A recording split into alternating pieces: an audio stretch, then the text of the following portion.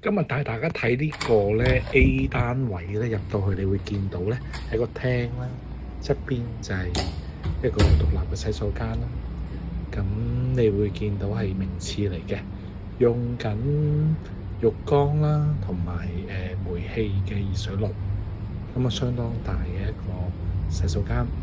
咁隔離咧就係廚房啦，有洗衣機、明火嘅煮食、抽油煙機、微波爐。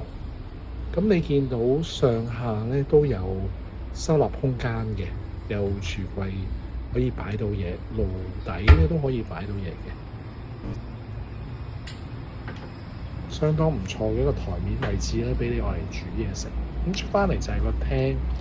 呢個單位你會見到咧，佢係兩邊窗開晒咧，空氣係流通，十分舒適嘅。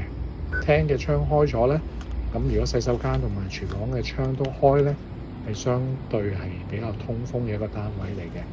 廳嘅側邊咧就係一房設計，咁你見到如果床咧擺喺側邊咧，可以相當高嘅空間使用。咁啊，側邊仲書枱可以擺喺窗邊，望到樓下嘅筲箕灣道啦、泰安樓。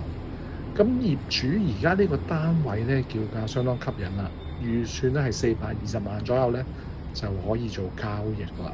唔知你覺唔覺得吸引啦？有興趣可以留下留言啦。